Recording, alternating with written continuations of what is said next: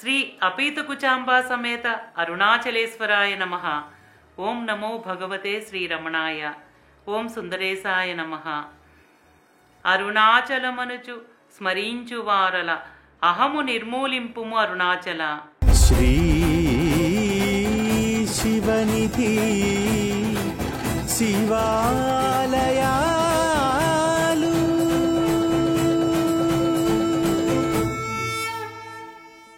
శ్రీ శివనిధి శివాలయాల కార్యక్రమంలో ముందు భాగంలో మహిమాన్వితమైన అరుణగిరి ప్రదక్షిణలో భాగంగా శ్రీ రమణాశ్రమంలోని విశిష్టమైన నిర్వాణ గదిలో భగవాన్ అనుగ్రహించిన సంఘటనలను ప్రస్తావించుకుంటూ ఉన్నాము.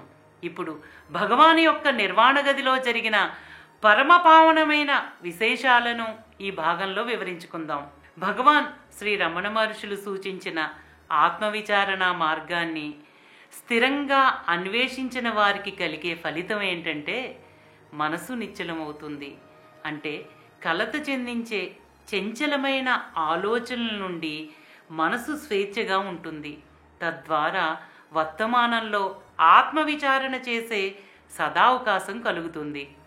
ఆలోచనలతో తాదాప్యం చెందనప్పుడు అలలు లేనటువంటి ఆనంద సాగరం వలె మనసు స్వస్థత చెంది ప్రశాంతంగా పవిత్రంగా ఉంటుంది. అటువంటి వారు జీవన్ముక్తులైన భగవాన్ సమక్షంలోకి ప్రవేశించగానే స్వప్రయత్నం లేకుండా స్వస్థితిని సహజంగా అనుభూతి చెందిన వారెందరో. మహాజ్ఞాని అయిన గురువు ఏం చేస్తారంటే జీవునికి నేను దేహం అనే భ్రమను తీసివేసి నేను పూర్ణ వస్తువు అనే అనుభూతిని ఇస్తారు. అఖండ చిదానంద స్వరూపులైన భగవాన్ని దర్శించుకుని వారి జీవితాలు పరిపూర్ణం చేసుకున్నవారు అనేక మంది.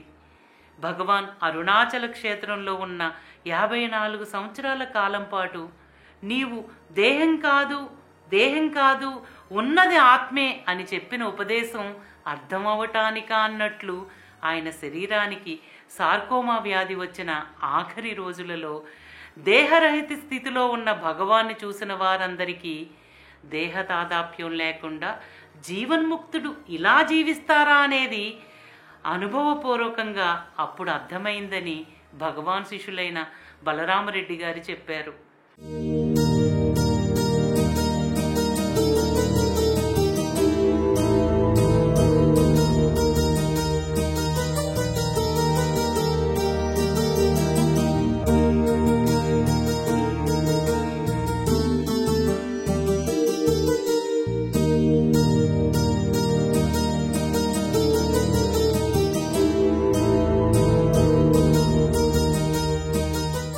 మరోసారి ఒక భక్తుడు భగవాన్ దేహ పరిస్థితిని చూసి ఏడుస్తూ ఉంటే భగవాన్ ఆ భక్తుడిని చూసి నువ్వు ఎందుకు ఏడుస్తున్నావు?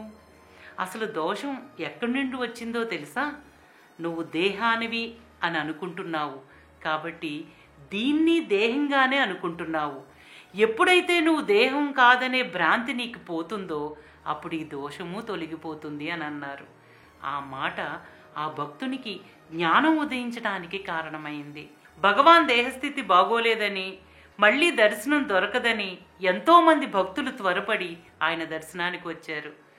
ఆ సమయంలో ఒక్క క్షణం దర్శించిన వారు కూడా ఆత్మానుభూతిని పొందారు. భగవాన్ శిష్యులైన విశ్వనాథ స్వామి ఆ సమయంలో భగవాన్ దర్శించి తనకు పూర్ణమైన ఆత్మానుభవం ఏర్పడిందని చెప్పారు. జీవన్ముక్తుని శరీరానికి వ్యాధి వచ్చిన చివరి రోజులలో ఆయన యొక్క శక్తి మరింత ఉజ్వలంగా వెలుగుతూ ఆయన నుండి ఆధ్యాత్మిక అనుగ్రహం అగ్నిగోళంలా ప్రజ్వలిస్తూ సమస్త జీవకోటిని మరింత ప్రభావితం చేస్తుంది. సార్కోమా వ్యాధి వల్ల భగవాన్ దేహానికి కూడా బాధ ఉంది. కానీ ఆయన దృష్టిలో బాధ ఆత్మే, శరీరము ఆత్మే, వేదన, కష్టం, సుఖం, దుఃఖం అన్నీ ఆత్మే. ఎలా అంటే బంగారం విడిచి ఆభరణం ఉంటుందా? అలాగే వ్యాధి కూడా ఆ ఆత్మలో భాగమే. అరుణాచలం అనే పూర్ణత్వంలో ఇవన్నీ ఉన్నాయి. అసలు మన కష్టం ఎప్పుడు వస్తుందంటే ఆత్మానుభవ విస్మృతి కలిగినప్పుడే. ఆ ఆత్మానుభవ ఎరుకను విడవకుండానే శరీరం వదలాలి అని భగవాన్ అరుణాచలేశ్వరుణ్ణి ప్రార్థించారు. అంటే స్వస్థితిని విడవకుండా ఉంటే శరీరం ఉన్నా లేకపోయినా ఒకటే అనేవారు. భగవాన్తో ఒక భక్తుడు, స్వామి, ఇక్కడికి వచ్చిన డాక్టర్లందరూ మీకు ఏదో ఒక వైద్యం చేస్తూనే ఉన్నారు. శరీరం ఎంత కష్టపడుతుంది, వద్దని మీరు వారితో చెప్పకూడదా అంటే ఆ భక్తునితో భగవాన్, వారందరూ ఈ శరీరానికి ఏదో ఒకటి చెయ్యాలనే ఆశతో వచ్చారు అని చెప్పి వచ్చిన డాక్టర్లందరినీ వారించకుండా వారికి గొప్ప అవకాశాన్ని ఇచ్చి అనుగ్రహించారు. 1950 మార్చి నుండి భగవాన్ ఆరోగ్యం మరింత క్షీణిస్తూ వచ్చింది. ఆ సమయంలో నిర్వాణ గదిలో ఉన్న భగవాన్ యొక్క దేహ ఆరోగ్యం మెరుగుపడాలని కొందరు భక్తులు నిర్వాణ గది పక్కనే మృత్యుంజయ జపాన్ని ప్రారంభించారు. జపానంతరం ప్రతిరోజు తీర్థము, విభూతి, కుంకుమ ప్రసాదాలను ఇవ్వటానికి భగవాన్ వద్దకు వెళితే డాక్టర్ల చికిత్సలకు సరిసరి అని తల ఊపి శరీరం అప్పగించినట్లే ఈ తీర్థ ప్రసాదాలకు కూడా సరిసరి అని తల ఊపి భగవాన్ స్వీకరించేవారు. కొందరు భక్తులు మృత్యుంజయ హోమం చేస్తామని భగవాన్ అడిగితే మీ ఇష్టం అని తల ఊపి వారటు వెళ్ళగానే సమీపంలో ఉన్న వెంకటరత్నాన్ని చూసి, వారంతా మృత్యుంజయ హోమం చేస్తారటయ్యా. చెయ్యని, ఆ హోమం తెలిసిన వారంతా మరణించకుండా ఉండాలి కదా. అది లేదు, ఏదో చేస్తారంతే. అసలు మృత్యుంజయుడైన పరమేశ్వరుణ్ణి శరణుజొచ్చిన వారే మృత్యుభీతిని పోగొట్టుకుంటారు అని భగవాన్ అన్నారు.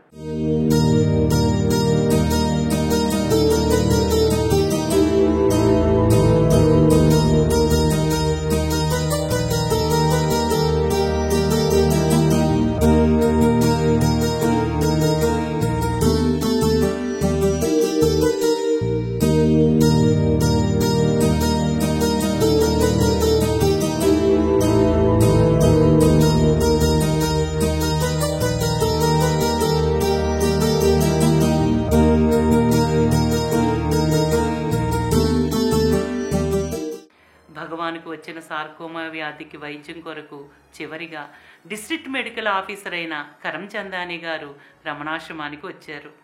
ఆయన భార్య కూడా భగవాన్ పైన ఎంతో భక్తి విశ్వాసాలను పెంచుకున్నారు. భగవాన్ గత 2 రోజుల నుంచి నీరును కూడా ముట్టుకోలేదని తెలిసి కూడా ఏప్రిల్ 14 సాయంత్రం 4 గంటలకు తన భార్యతో కలిసి కరంచందాని భగవాన్ వద్దకు వచ్చి తన భార్య కోరికను మనసులోనే భగవానుకు విన్నవించుకున్నారు. అదేంటంటే తన భార్య ఎంతో ప్రేమగా తీసుకువచ్చిన నారింజ రసాన్ని భగవాన్ స్వీకరించాలని అనుకున్నారు. భగవాన్ వద్దకు కరంచందాని రాగానే భగవాన్, మీరు తెచ్చిన నారింజ రసాన్ని ఇవ్వండి అని మెల్లిగా అడిగారు. వెంటనే కరంచందాని ఆయన భార్య తమ మనసుల్లో ఉన్న ప్రార్థనను భగవాన్ ఆలకించినందుకు వారిరువురు ముఖముఖాలు చూసుకుంటూ ఆశ్చర్యానందాలతో నారింజ రసాన్ని ఇవ్వగానే భగవాన్ స్వీకరించారు. తమ దేహానికి చెడు చేస్తుందని తెలిసి కూడా పరమ కరుణతో ఆ నారింజ రసాన్ని స్వీకరించారు. తమ చివరి శ్వాస వరకు సర్వజీవకోటిని ఎంతో ప్రేమగా ఆదరణతో అనుగ్రహిస్తూనే ఉన్నారు. అలా అనేక మంది భక్తులకు, శిష్యులకు భగవాన్ నిర్వాణ గదిలో ఉన్న సమయంలో అనేక మధురానుభూతులను అనుగ్రహించారని మురుగురాన్ లాంటి భగవాన్ శిష్యులు ఎంతో విశేషంగా చెప్పారు. ఒక విదేశీ భక్తుడు భగవాన్ నిర్వాణ గదిలో ఉన్నప్పుడు భగవాన్ వద్దకు వచ్చి, భగవాన్, తమను అనుగ్రహిస్తారని ఖండాంతరాలను దాటి మీ వద్దకు వచ్చాము. ఇప్పుడు మీరు దేహాన్ని విడిచి వెళ్ళిపోతే మమ్మల్ని అనుగ్రహించి రక్షించేదెవరు అని విచారంగా భగవాన్ అడిగారు. దానికి భగవాన్, అనుగ్రహించేది దేహమా? అనుగ్రహం నిరంతరం ఉంది. దేహం రాకముందు ఏ శక్తి అయితే అనుగ్రహిస్తుందో, దేహం వచ్చిన తర్వాత, వెళ్ళిపోయిన తర్వాత కూడా ఆ శక్తి అనుగ్రహిస్తుంది. అనుగ్రహం నిరంతర ప్రవాహంలా ప్రవహిస్తూనే ఉంది. మనం చేయాల్సిన ప్రయత్నం అంతా ఆ అనుగ్రహాన్ని గుర్తించడమే అనే మహోపదేశాన్ని భగవాన్ మనకు అందించారు. ఏప్రిల్ 14వ తేదీ ఉదయం భగవాన్ భక్తురాలైన సూర్యరాగమ్మ గారు ఉదయమే శ్రీ రమణాశ్రమానికి భగవాన్ ఆరోగ్యం ఎలా ఉందోనన్న ఆందోళనతో వచ్చారు. బోస్ అనే భగవాన్ భక్తుడు భగవాన్ దర్శనానికి ఏర్పాటు చేసిన వరుసలో నిలబడిన భక్తులకు కాపలాగా ఉన్నారు. అప్పుడే వస్తున్న నాగమ్మ గారిని చూసిన వెంటనే, కలియుగ భీష్ముడు వెళ్ళిపోతున్నారమ్మా, రామ్మ రా, ఇక్కడి నుండి చూడు అంటూ కంటి తడితో బోసు ఆమెకు దోవ ఇచ్చారు. నిర్వాణ గదికి ముందుగా ఉన్న దిబ్బ మీద నిలబడి నాగమ్మ గారు భగవాన్ని చూస్తున్నారు. ఎక్కువసేపు నిలబడడానికి వీలు లేక ఆమె బయటకు వచ్చేశారు. ఇంతలో మరికొంతమంది భక్తులు నాగమ్మ గారిని సమీపించి, అమ్మా, మా కొరకు ఎలాగైనా ఈ శరీరాన్ని నిలబెట్టుకోండి అని మేము ఇప్పటి వరకు భగవాన్ని ప్రార్థించాము. కానీ ఈరోజు భగవాన్ దేహ పరిస్థితి చూస్తే చాలా కష్టంగా ఉంది. మనం ఇంకా ఆయన్ని బాధించటం భావ్యం కాదని మేమందరం ప్రార్థించటం విరమించుకున్నాం. మీరు కూడా విరమించుకోవాలి తల్లి. ఆ మార్పు అందరి హృదయాల్లో కలిగితే గాని భగవాన్ యొక్క అవతారం పరిసమాప్తి కాదేమో ఆలోచించండి అన్నారు. ఆ మాటలు విన్న నాగమ్మ గారికి గుండె జల్లుమన్నది. సాయంకాలం ఆశ్రమాధికారులు భగవాన్ శరీర స్థితి ఏమీ బాగోలేదని, ఎవరికీ దర్శనం లేదని చెప్పారు. ఈ విషయం భగవానికి తెలిసి, ఇప్పుడేమీ తొందర లేదు, దర్శనానికి ఏర్పాటు చేయండి అని సెలవిచ్చారు. ఆ తరువాత భక్తులు భగవాన్ని దర్శించుకోవటానికి ఆశ్రమం వారు క్యూ లైన్ను ఏర్పాటు చేశారు. ఆ సాయంకాలం 1-2 సార్లు తప్ప భగవాన్ కళ్ళు తెరవలేదు. వేల సంఖ్యలో చేరిన జనమంతా దర్శనం చేసుకున్న తర్వాత చివరిగా నాగమ్మ గారు భగవాన్ దర్శనానికి నిర్వాణ గదికి ఎదురుగా ఉన్న దిబ్బ మీదకి వెళ్ళారు. డాక్టర్లు, అధికారులు నిర్వాణ గదిలో భగవాన్ సోఫాకు పక్కన నిలబడి తదేక దృష్టితో భగవాన్ శరీరాన్ని పరిశీలనగా చూస్తున్నారు. ఆ సమయంలో నాగమ్మ గారు, ప్రభు, ఒక్కసారి నీ కృపావీక్షణం నా మీద ప్రసరింపచేయవా అని మనసులో ప్రార్థిస్తూ భగవాన్ వైపే దృష్టి నిలిపి అలాగే నిలబడ్డారు. ఆశ్చర్యంగా భగవాన్ కళ్ళు కొంచెంగా విప్పారసాగాయి. అది గమనించి భగవాన్ పక్కన నిలిచిన వారంతా భగవాన్ చూస్తున్న వైపు చూశారు. భగవాన్ చల్లని చూపు నాగమ్మ గారి వైపు ప్రసరించి, ఇదిగో చూడు, ఈ జీర్ణ శిథిల శరీరాన్ని ఇంకా ఎంతవరకు మోయమంటావు? నీవింకా దీని మీద భ్రాంతి వదలవా అని భగవాన్ అన్నట్లు నాగమ్మ గారికి స్ఫురించింది. వెంటనే నాగమ్మ గారి మనసు మారి, ఇన్నాళ్లుగా మమ్ము విడిచిపెట్టవద్దని ప్రార్థించాము కానీ ఆ ప్రార్థనిక చాలును. మీ శరీర స్థితిని ఇక మేము చూడలేము. మా కొరకు ఈ బరువు మొయ్యొద్దు అని భగవాన్ని మనసులోనే ప్రార్థిస్తూ చూపులతో భగవానికి విన్నపం చేశారు. వెంటనే భగవాన్ కళ్ళు మూతలు పడ్డాయి. సాయంత్రం 7 గంటలు దాటాక భగవాన్ తమ సమీపంలో ఉన్నవారిని, దర్శనం ముగిసిందా అని అడిగి, ముగిసిందని తెలుసుకుని తమ శరీరాన్ని లేవదీసి కూర్చోబెట్టండి అని చెబితే వారు అలాగే చేశారు. సమయం 8 గంటలు కావస్తుంది. అక్కడే వసారాలో కూర్చుని ఉన్న బ్రాహ్మణ సమూహం వేదపారాయణం ప్రారంభించారు. మరొక వైపు కూర్చుని ఉన్న భక్తులు కరుణాపూర్ణ సుధాబ్దే అంటూ భగవాన్ రచించిన పంచరత్న శ్లోకాలను చదివిన తరువాత అరుణాచల శివ, అరుణాచల శివ, అరుణాచల శివ, అరుణాచల అంటూ భగవాన్ రాసిన అక్షరమణిమాలను పాడుతున్నారు. ఆ ధ్వని భగవాన్ చెవికి సోకగానే కళ్ళు తెరిచి ముందు వైపు చూశారు. అప్పుడు భగవాన్ కళ్ళ నుండి ఆనంద బాష్పాలు రాలటం పక్కన ఉన్నవారంతా చూశారు. ఈ సమయంలో ఒక అద్భుతమైన సందర్భాన్ని మనం గుర్తు చేసుకుందాం. ఒకసారి ఒక భక్తుడు వచ్చి, భగవాన్ తమకు అన్యంగా ఏదీ లేదని ఉపదేశిస్తున్నారు కదా, మరి మీ కళ్ళ నుండి బాష్పాలు ఎందుకు వస్తున్నాయని అడిగారు. దానికి సమాధానంగా భగవాన్, అవి ఆత్మ నుంచి ఎగిసిపడే అనుగ్రహపు జల్లులు అని అన్నారు. ఇప్పుడు భగవాన్ కళ్ళ నుండి ఆనంద బాష్పాలను చూసిన వారికి చివరిసారిగా దేహంతో ఉవ్వెత్తిన అనుగ్రహపు జల్లులను కురిపిస్తున్నారని కొంతమంది భక్తులు అనుభూతి చెందారు. ఆ తర్వాత వెంటనే భగవాన్ కళ్ళు మూతలు పడ్డాయి. కొన్ని నిమిషములకు శ్వాస శాంతి స్థితిలో నిలిచి దేహం నిశ్చలమైంది.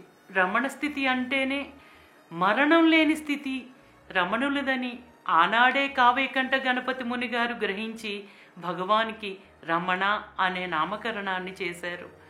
రమణలోనే మరణం అనే మాట ఉంది. అంటే మరణరహిత స్థితిని పొందిన వారని అర్థం.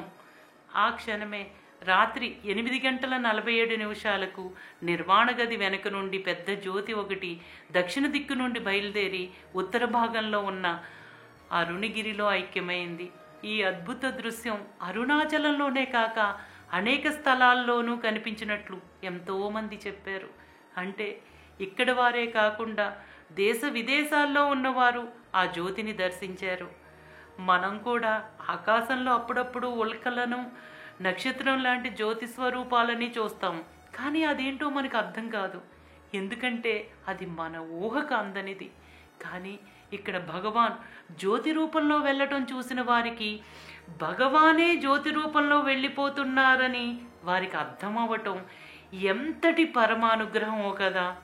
అరుణాచలంలో ఎక్కడో ఆయన ఇంట్లో ఉన్న భగవాన్ భక్తులైన సబ్ రిజిస్ట్రార్ నారాయణ అయ్యర్ వాకిలిలో తన వస్త్రాన్ని జాడిస్తున్న సమయంలో ఆకాశంలో వెళుతున్న ఆ జ్యోతిని చూసిన ఆయనకు అది భగవానే వెళ్ళిపోతున్నారని తెలిసి పరిగెత్తుకుంటూ ఆశ్రమానికి వచ్చారు. అటువంటి మహాజ్ఞాని యొక్క అనుగ్రహం దేశకాలాలకి అవ్వలిది అని ఎంతమంది అర్థం చేసుకోగలం? ఆ జ్యోతి ఏంటంటే మహాజ్ఞాని అయిన జీవన్ముక్తుడు అవతారం చాలించినప్పుడు స్వర్గలోకంలో దేవతలు చేసే గొప్ప వేడుక. అంటే రమణావతారానికి దేవతలు అందించే అపూర్వమైన ఆహ్వాన హారతిగా కొందరు భావించారు. జ్యోతి స్వరూపం ఆవిర్భవించిన అరుణాచల క్షేత్రంలో సకల జీవుల యొక్క ఆత్మజ్యోతిని ప్రకాశింపచేయటానికి సహాయపడిన భగవాన్ స్వయం జ్యోతి ఆ పరంజ్యోతిలో జ్యోతిర్మయమైంది. ఆశ్రమ వాతావరణం అంతా మౌన గంభీర్యంతో నిండిపోయింది. రమణాశ్రితులంతా శోకాశ్రితులయ్యారు. గర్వరహితులను గావించే గురిగల గురువు దివికెగితే అందరూ శోకంలో ఉన్న ఆయన్ని స్మరించుకుంటూ గర్వార్తులయ్యారు.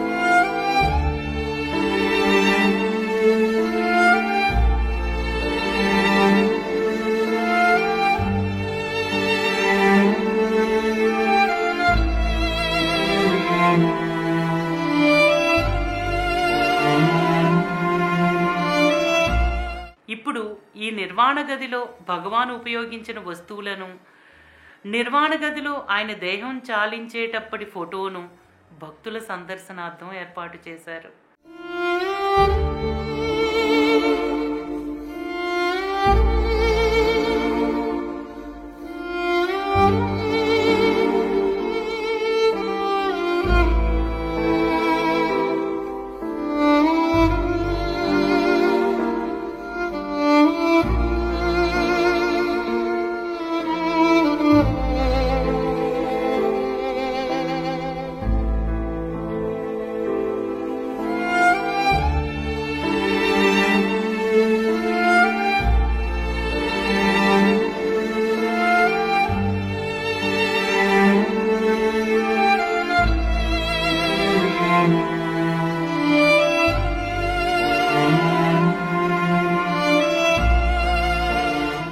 ప్రతి సంవత్సరం ఏప్రిల్ 14వ తేదీన సాయంత్రం 7:30 గంటల నుండి అనేక మంది భక్తులు ఆసీనులై ఉండగా నిర్వాణ గది తలుపును తెరిచి భగవాన్ రచించిన అక్షరమణిమాలను కీర్తిస్తూ ఆనాడు భగవాన్ నిర్వాణ సమయంలో భక్తులందరూ ఎటువంటి అనుభూతిని పొందారో ఆ అనుభవాలను గుర్తు చేసుకుంటూ భక్తులందరూ అదే రకమైన అనుభూతిని ఇప్పటికీ పొందటం అనేది భగవాన్ యొక్క పరమ అనుగ్రహ కరుణా కటాక్షాలకు తార్కాణం.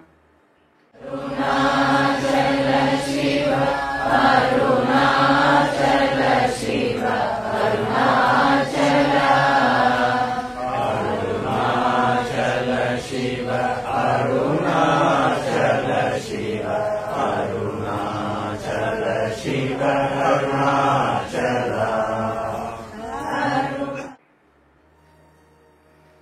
ఓం నమో భగవతే శ్రీరమణాయ. శ్రీ అపీతకుచాంబా సమేత అరుణాచలేశ్వరాయ నమః. ఓం సుందరేశాయ నమః. ప్రేమతో నీ నామమాలించు భక్తుల భక్తుగా బ్రోవు అరుణాచల.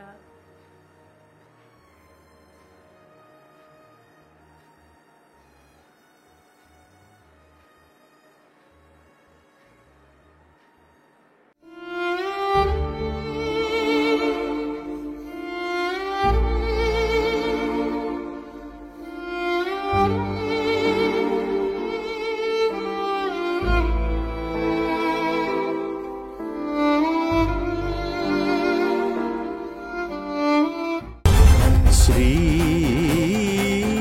శివనిధి శివాలయా